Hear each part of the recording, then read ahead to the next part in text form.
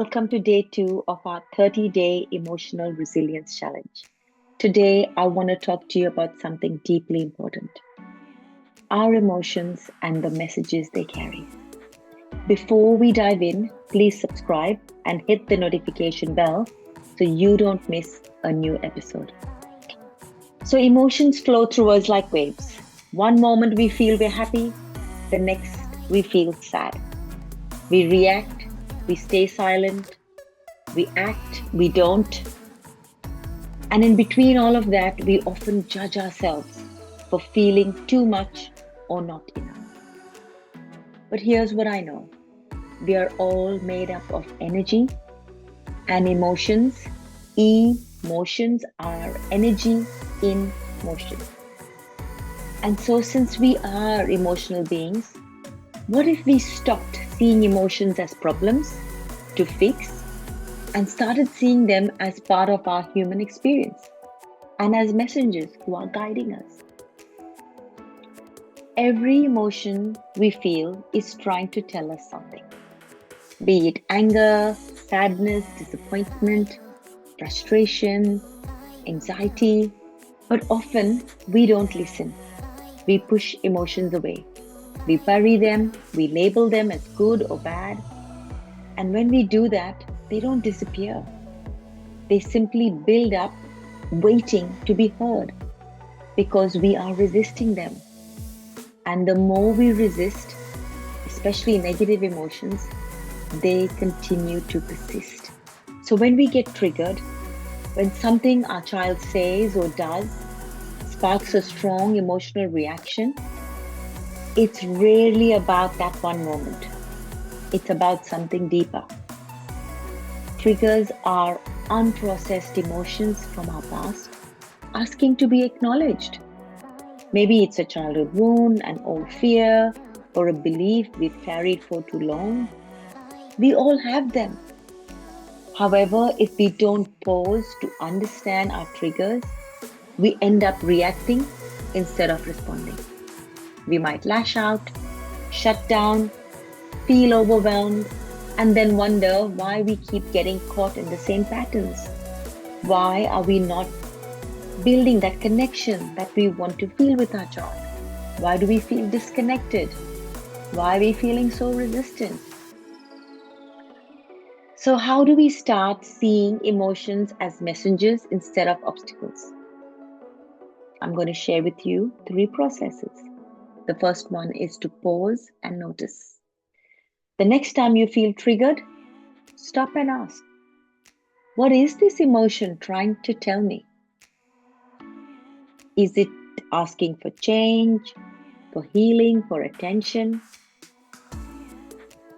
And as you pause, take a breath and ask, what is the story? And what meaning am I giving the story? Because the meanings are important. The meaning that we give the stories that we create form our thoughts, and our thoughts are what drives our emotions. You may choose to ask, once you've identified the story and what meaning that you're giving the story, you might choose to ask, is this true? Is the opposite true?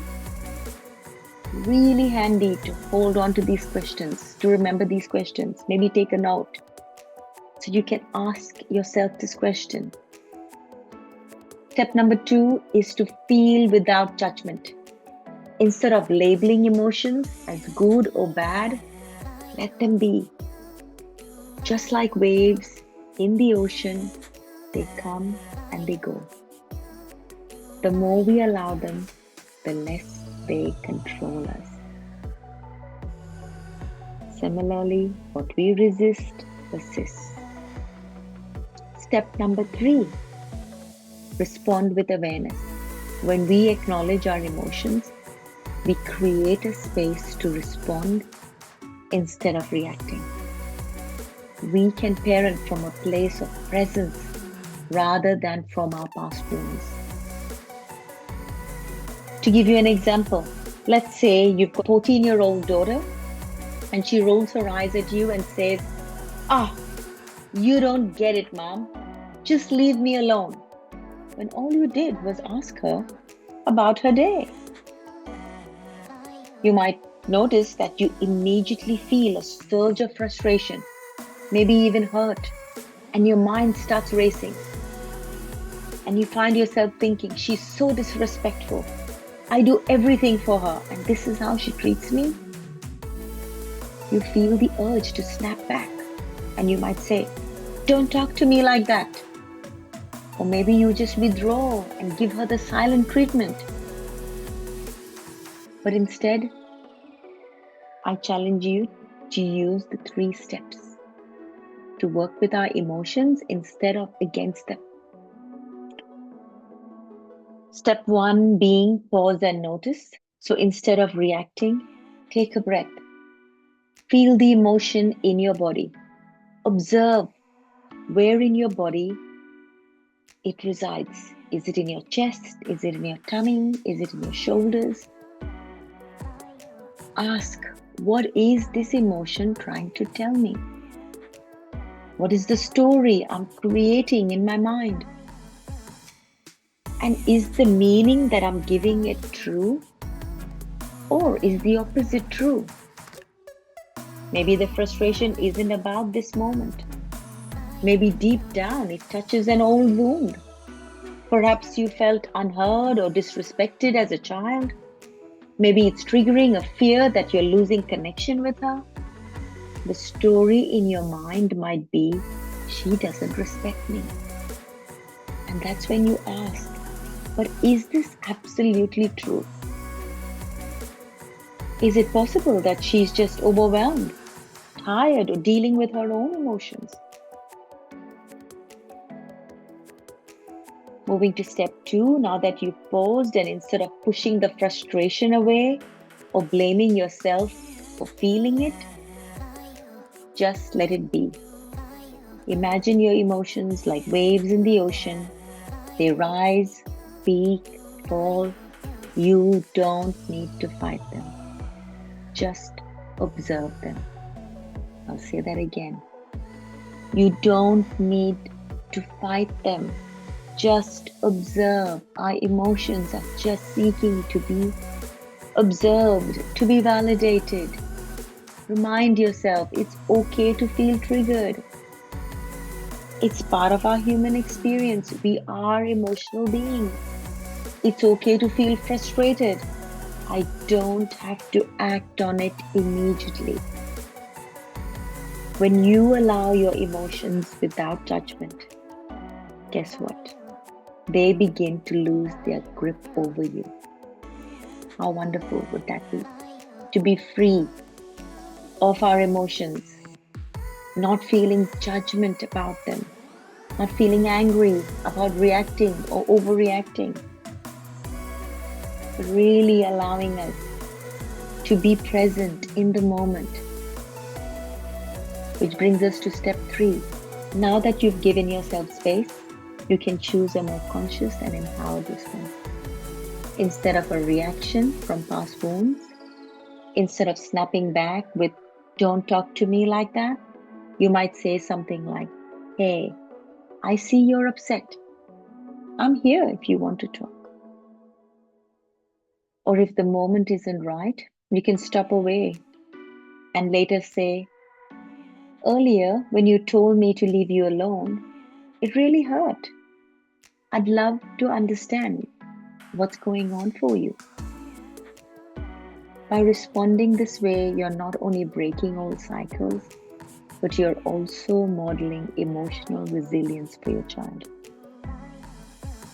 So the next time you feel triggered by your child's behavior, try these steps. Instead of reacting, pause, notice, feel, and respond with awareness. Ask yourself, what is this emotion showing within me? What within me needs action, healing, or a shift in perspective? When we listen to our emotions, instead of fighting them, parenting becomes less about control and more about connection.